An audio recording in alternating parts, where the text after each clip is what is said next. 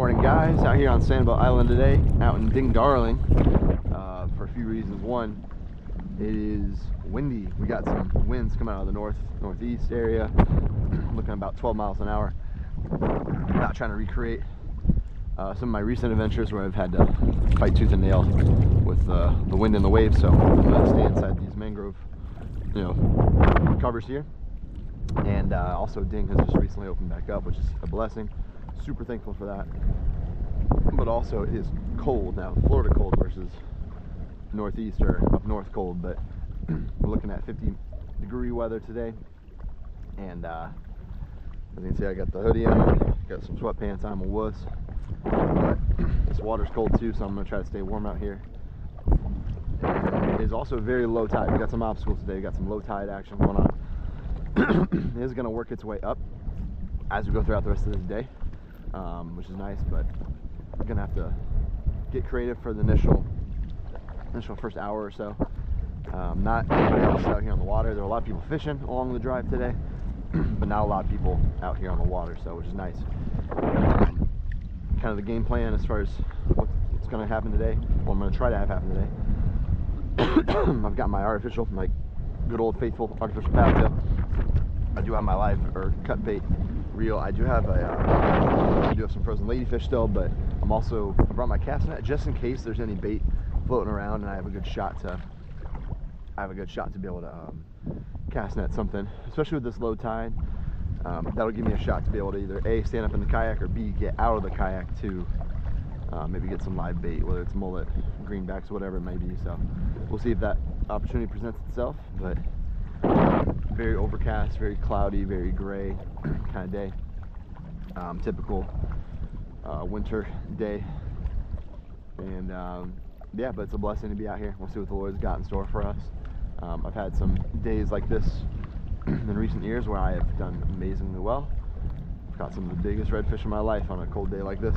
And I've also had some days where I've just basically caught nothing. So we'll see what happens. See what the Lord's got in store. Got a little raccoon buddy right there.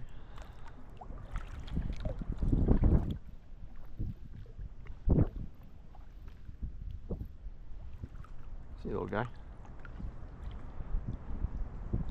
Off he goes. Oh, there he is again. Tons of raccoons out here on the island. It's a little better now than it used to be. It used to be pretty crazy, especially at some of the restaurants around here. They would just be going crazy at the dumpsters, and you'd get families and families and families of them, and be, it's almost like a gang of raccoons. I've actually had some by your house, but none that have been long term. So when I mean wind and waves, this is what I mean here.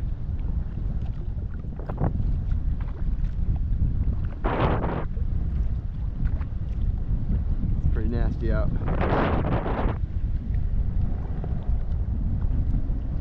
Got some whitecap action. Definitely would not be a good time out in the kayak, that's for darn sure.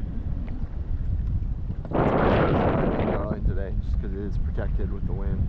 That's the problem with a lot of the places around here, is that you have a lot of beach, but there's not a ton of kayak launch spots. There's a bunch of private beach accesses which you can launch from, but they're not like protected in. There's only a couple of them really on the island that are really well protected from wind like this, especially when it's going that way. So that's why Ding Darling's so great. Really, it doesn't matter how windy it gets, you can be protected in and still be fine. But that's why I'm not fishing out on the sound today, because that is not fun. There's a little baby snook. There we go. Thank you, Lord.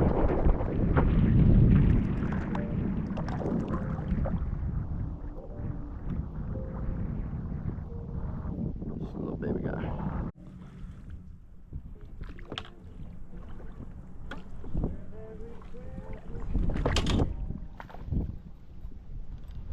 Snooky.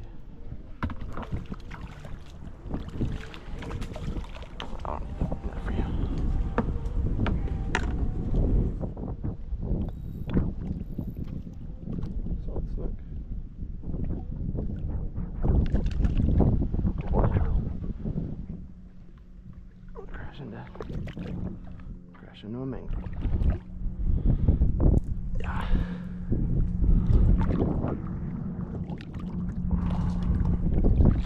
There we go. See, little guy. Thank you, Lord. Little snook.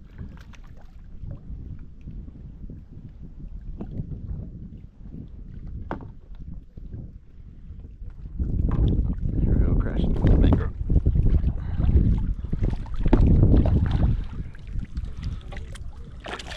There you go, perfect. Didn't even have to lip them.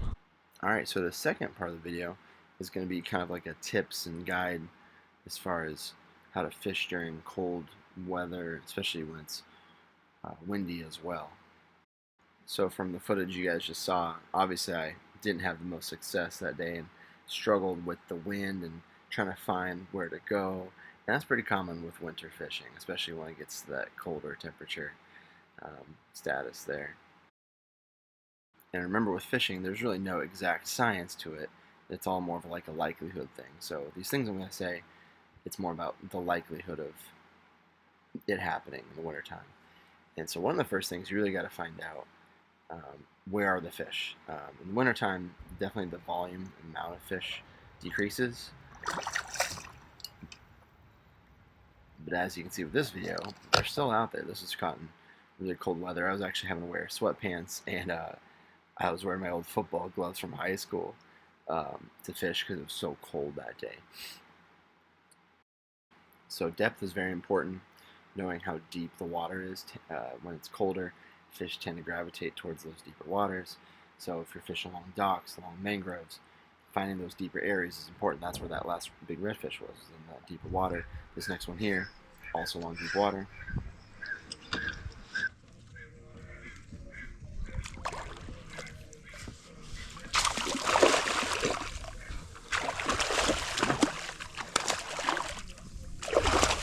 Ooh.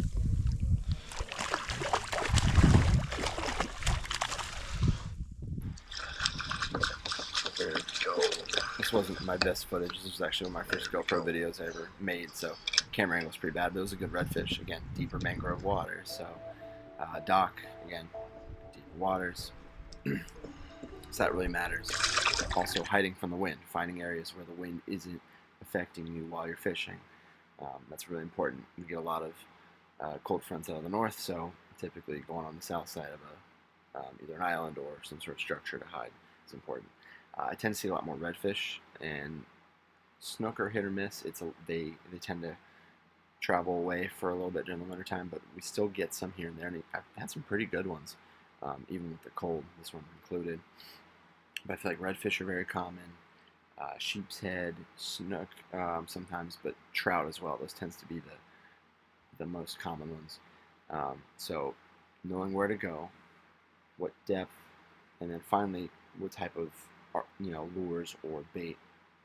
In the cold, I tend to do better with slower action things. So again, I'm still using that white paddle tail. Sometimes I'll use the shrimp jig. I tend to go a little bit slower with my pitching, my jigging, just because it's colder. They are a little bit lazier.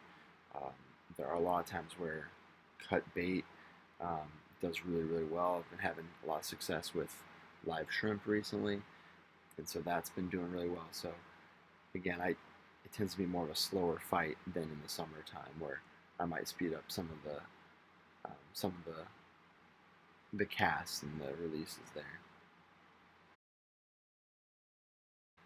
So if you're out fishing during the wintertime and you're struggling, don't get discouraged. All it takes is one fish to totally change the entire day. So try to just use those guidelines, use those tips to see what you can find. You never know what's out there. It's always a blessing to be out there anyway. And some days are gonna be like what I showed you earlier, where I'm just catching some dinky snook here and there.